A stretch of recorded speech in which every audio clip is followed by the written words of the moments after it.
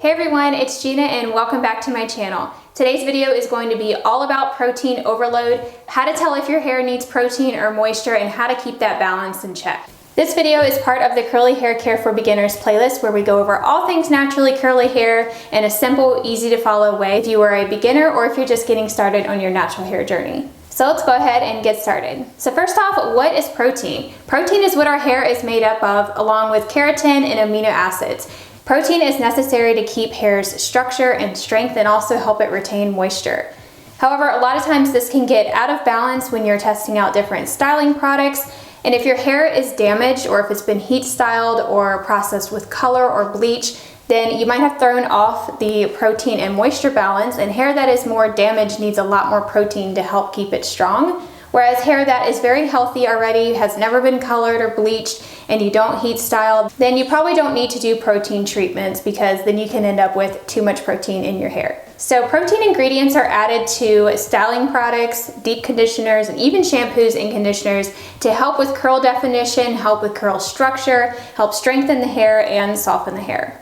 So what causes protein overload? Like I said, if your hair is already healthy and has enough protein, then adding a lot of protein in with protein treatments is not necessary. It's also extremely important to know your hair's porosity. Higher porosity hair like mine tends to need a lot more protein to help strengthen it, help keep the cuticle layer strong because it's typically a lot more raised than lower or normal porosity hair. If you don't know which type of hair porosity you have, then you can also check out the video I have linked in the description box down below. It's all about how to manage high porosity hair, and I do go over the 3 different types in that video. Porosity basically refers to how porous your hair is. If your hair is high porosity, it's probably been damaged before, and it very easily lets moisture out and also really easily lets moisture in. So that cuticle layer has been compromised, it's more porous, so it's going to absorb a lot more protein and need that protein to help rebuild the structure of the hair and kind of fill in that holes to help it retain moisture. However, hair that is normal or lower porosity and is also healthy is probably not going to need protein or excess protein just sitting on the surface of it. So there are several different types of protein ingredients that are added to curly hair products. It's very important to make sure that you are reading your ingredients label and really understanding what's in your products to know which proteins are going to work best for your hair. Protein ingredients in styling products are not bad. It's okay to have some protein ingredients, but it's really important to know the difference between them.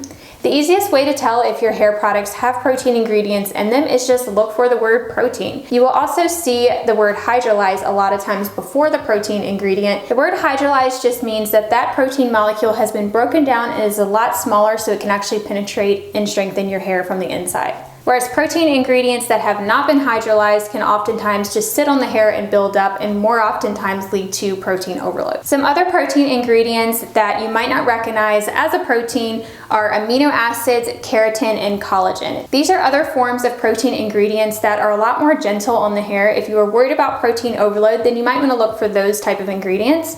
Also, if you have lower porosity hair, these might be a really good option for you, or if your hair is already pretty healthy, then these can be a good way to kind of maintain the strength of your hair. However, naturally derived protein ingredients such as hydrolyzed wheat protein or hydrolyzed rice protein, all of those natural proteins are a lot more potent on the hair and can oftentimes lead to protein overload if you're using them too much. So what are some of the signs of having protein overload or just hair that is imbalanced? For one, your hair is going to feel very dry and brittle. This is how my hair felt, and my hair was just out of balance, I think. I don't think that I had full-on protein overload. I think I just needed more of a balance. And because my hair is naturally very porous and more high porosity, I really need to make sure that I have that balance of moisture to help keep my hair hydrated, and that I'm also incorporating protein some, but not too much. So your hair will feel very dry and brittle. It oftentimes will tingle very easily because it's just too hard and doesn't have that softness to it to help prevent it from tangling. And it breaks very easily, which can be really scary. If you're detangling your hair and you're hearing it snap a lot, or if you notice a lot of really tiny hairs all over your sink or all over your hands when you're styling your hair, then that is breakage, and that can just lead to a lot of problems like frizz and split ends. I tend to get a lot of breakage around this whole top area of my hair. I have to be really careful with it when I'm detangling because it is fine, especially when it's wet. It can really break very easily. And so if you have protein overload going on, you might notice more breakage than usual. Another sign I forgot to mention is if your ends are just not curling up no matter what you do. This was actually on next day hair. So this was before I refreshed, and one sign that I always notice is my ends just fall completely straight. So if you're struggling with getting your hair to curl up and it's just sticking out straight, then that is another sign of too much protein. Excess shedding also comes along with protein overload. So if you're noticing you're shedding way more than usual in the shower, and you're also shedding when you are styling your hair and then after you've dried your hair, and just at every step of your wash and go routine, then it might be protein overload. Sometimes having protein overload can also be confused with just having dry hair overall that needs to be deep conditioned, or hair that needs a trim. I know I need a trim right now, and whenever my hair starts to get stringy, it gets very tangly on the ends.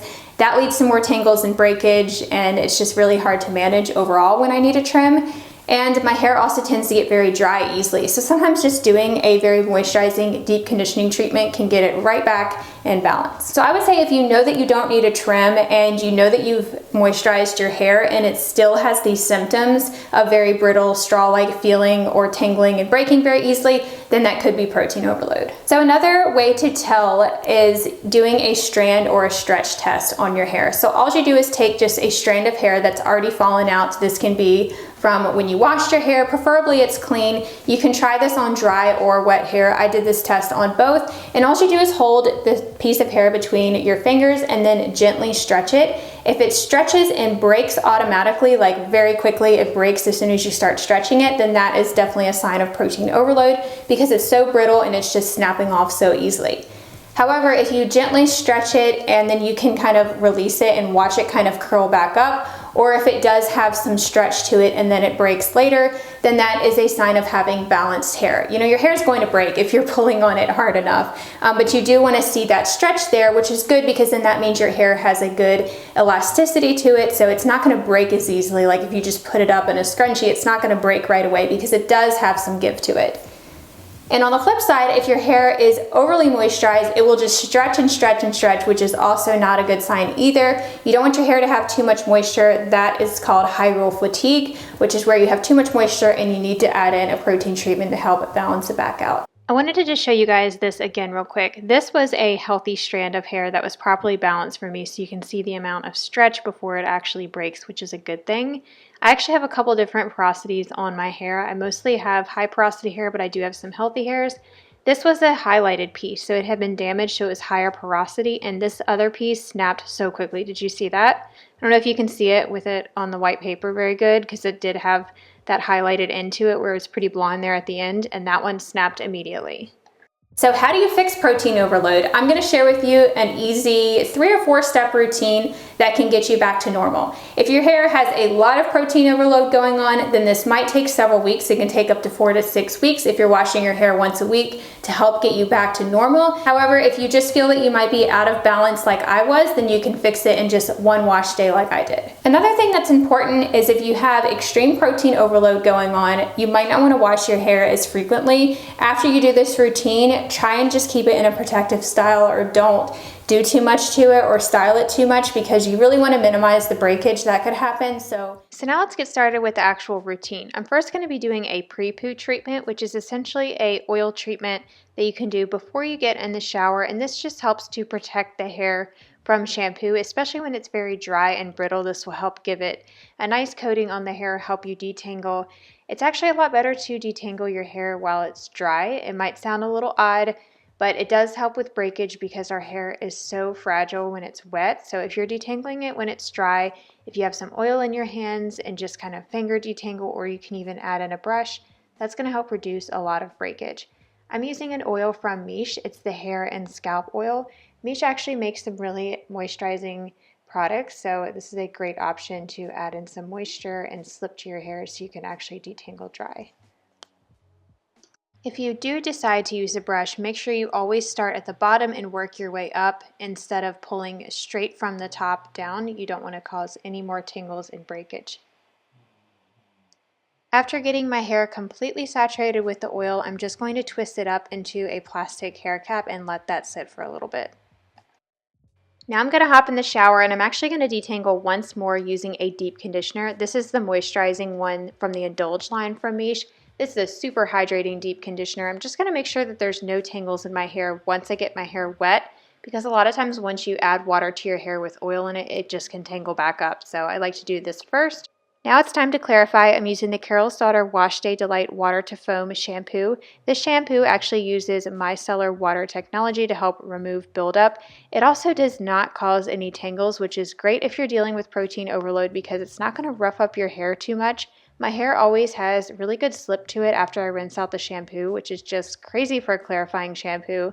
This is a gentle clarifying shampoo, so it's not going to overstrip your hair.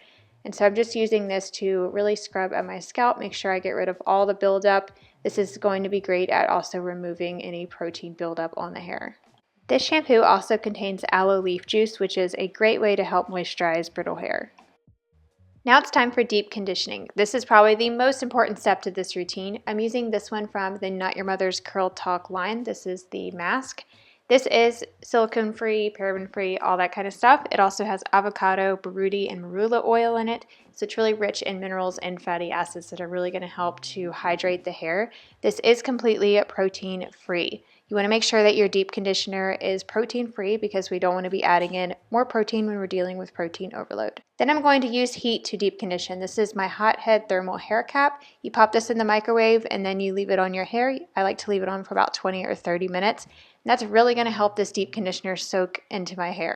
Now that it's set in for 20 or 30 minutes, now I'm going to take my hair down and I'm going to rinse with some cold water. Now for my styling products, I'm going to be using the Quiet Calm Curl Control Cream. This is a cream that I've been testing for a couple weeks now. I've been trying out a lot of the different InnerSense products and trying to get down a good routine. I'm really liking this combination though that I'm going to show you, where you first start off with a cream and then seal everything in with a gel. So this cream contains glycerin and honey and shea butter, lots of really good hydrating ingredients that are going to help provide moisture to the hair and give you that great moisture base layer. It also contains several different types of oils to help moisturize the hair, and I don't see any protein in these ingredients. Now for gel, I'm using the InnerSense Eye Create Hold. This is a very strong hold, thick gel, so I like to mix some water in my hands and also emulsify it for a little bit in my hands. This gel contains honey, which is a really good humectant. It's going to help draw moisture into the hair. It also contains aloe, which is a good strengthening ingredient that's not going to give you protein overload, but it can kind of act like a protein because it helps strengthen the hair and also give you that silky texture. So that's really good for high porosity hair or hair that is prone to breakage. I'm going to have a full InnerSense routine up on my channel very soon as I can just perfect this routine. Basically all I'm doing here though is just sectioning off my hair. I find that this is a little bit easier to apply this very thick gel when I'm applying it in sections. It's also great to section off your hair just to make sure you have the cream evenly distributed all over to make sure you're getting that moisture from the root to the tip. One other thing I wanted to mention is when you start reintroducing protein back into your styling products, I would make sure that it's not in every single styling product that you use. So maybe you used a cream that has protein in it, but then your gel doesn't, or vice versa. That should be okay. And it's also good to look at where the protein ingredient is listed on the ingredients list of your product. If it's very high up, then it could be a higher concentration of the protein in that product. If it's very low though, there might not be very much in it. Or if it's an ingredient like we talked about with amino acids where they're a lot smaller and they might not cause as much protein overload. So you could introduce some styling products that have those ingredients in them instead. After I applied my products, I then scrunched my hair and now I'm applying a little bit of the Maui Moisture Heat Shield Mist. This is going to help protect my hair when I go in and diffuse. This also has aloe leaf juice in it and it also has coconut water in it, so it should also hydrate my ends. So now I'm going to use my Conair Infinity Pro diffuser. I like using this on very, very warm air or even cold air sometimes just to make sure I don't cause any breakage. And these are my final results. As you can see from my before and after clips, it is so much more hydrated. It's a lot less frizzier. I pretty much don't have any frizz. And it's so much shinier, has more bounce to it. My end shrunk up so much better. So that is it for this video on how to correct protein overload. I hope you found this helpful. Please leave any further questions that you have in the comments down below. I will get back to everybody. And also check out that blog post first, because I think that you will find that useful with the list of ingredients and also the chart that I mentioned. And I will also list out any products that I used in this routine, and I'll link you to where you can get them on that blog post. So that'll be a good cheat sheet after the video to check out. And be sure to check out the rest of the Curly Hair Care for Beginners series on my channel. We go over so many different topics. So thank you all so much for watching. Don't forget to subscribe if you have not already, and I hope to see you back next week. Bye everyone.